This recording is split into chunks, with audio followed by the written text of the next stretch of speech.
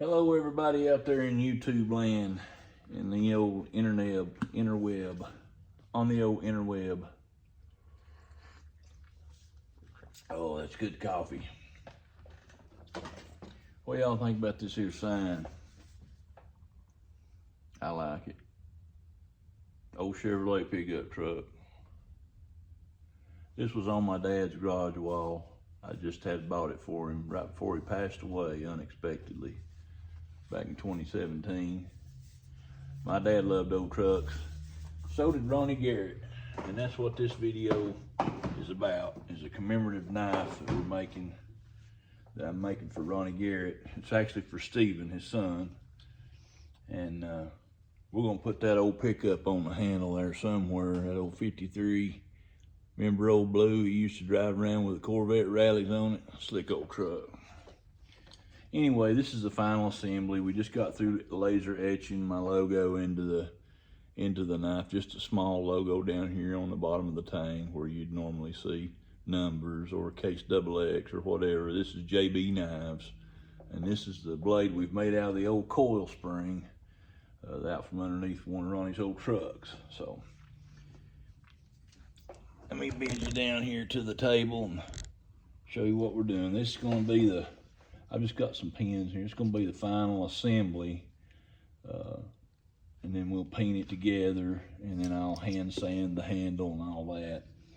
But I've already got everything ready here except for the pins. I need to cut them, but I'll do that as we go.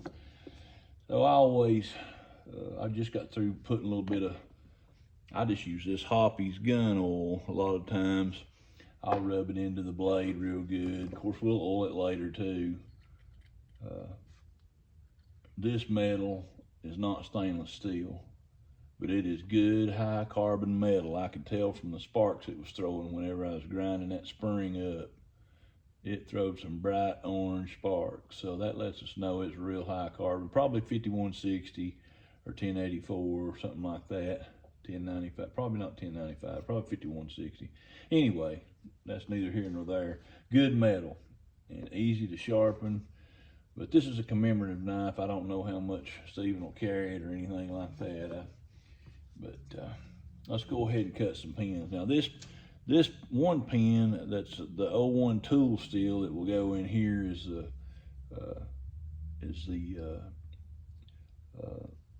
holds the spring in real tight.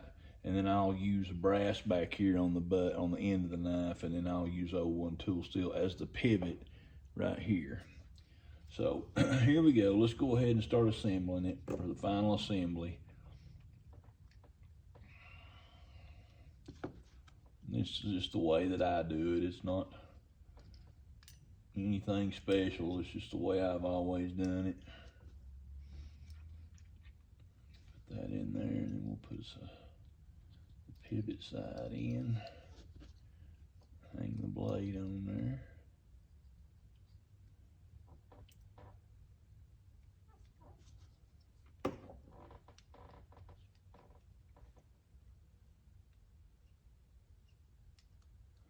Trying to make sure the camera's getting this and looking up at the camera from time to time. I'm not a real good videographer, whatever you call it. Make sure and run that through there. Make sure I give myself a little bit of leeway, and then we'll clip them off.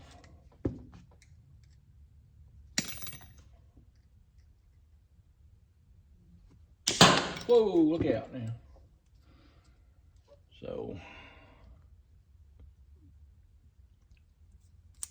we don't have no spring tension on it yet, but from right here, I'll use my little hand anvil that I've got.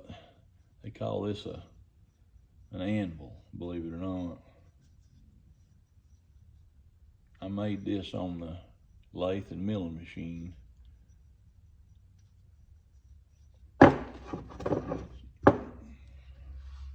Back to what we were doing. Now this pin, you'll notice I sharpened it on one end. That's because it's going to go into this hole right here under a lot of tension, okay? So I usually go ahead and cut it off before we drive it in. I'm gonna cut it off about right there. make sure I got enough.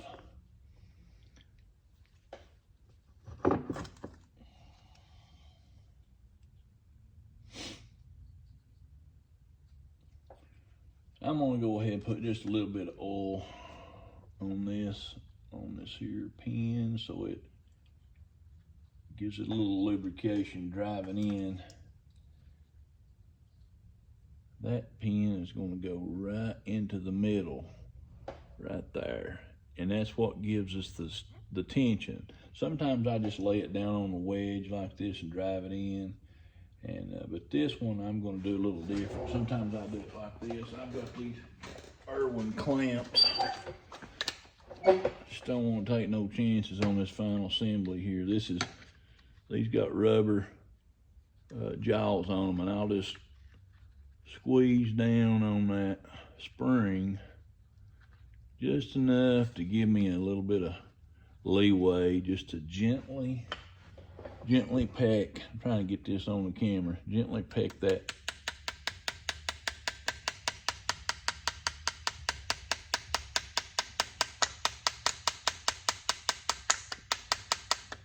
spring pin in. You see how that's went into that?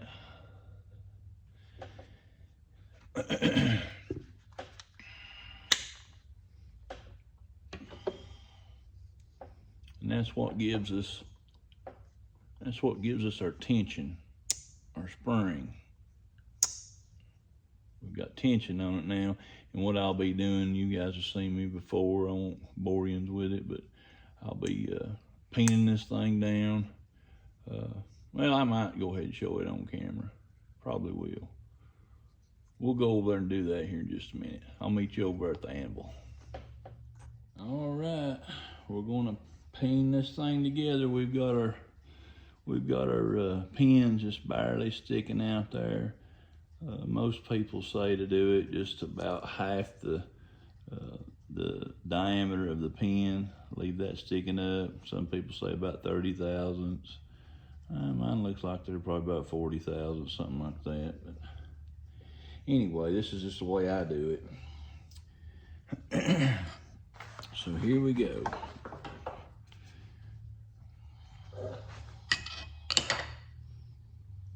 And this is not a tutorial, this is just showing the way I do it.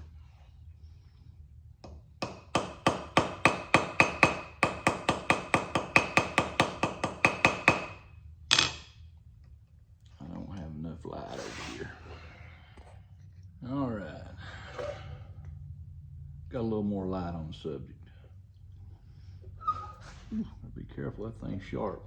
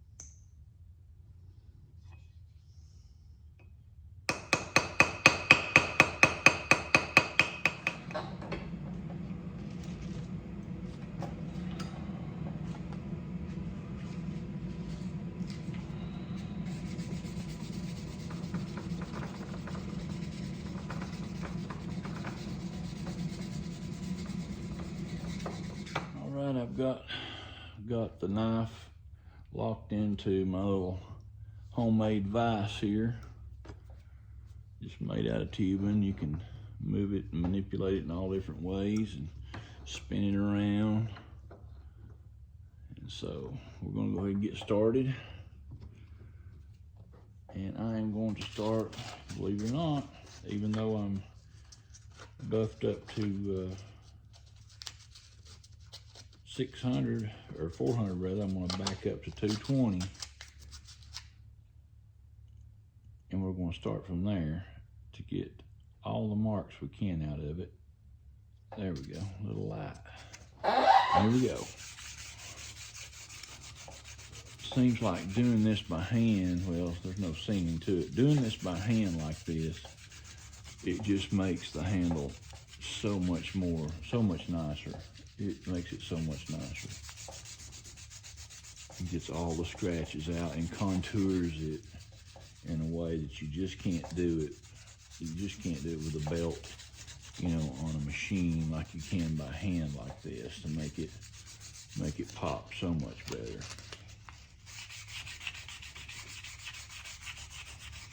So I'm gonna start out with 220, and as you can see, I can spin it right around just like this. Get on that wood on the other side. And after I get done with 220, we'll bump up to 320. Then I'll go up to 600, from 600 to 1,000, from 1,000 to 2,000, and on to the buffer. And then we'll come back and laser engrave. So I'm not gonna sit here and bore you with a bunch of hand sanding. So I'll get back to you here in a minute.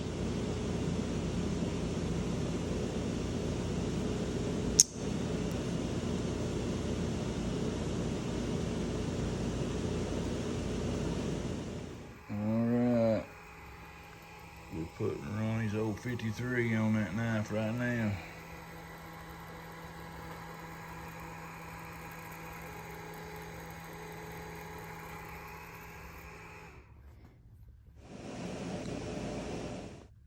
I hope you like it, Stephen.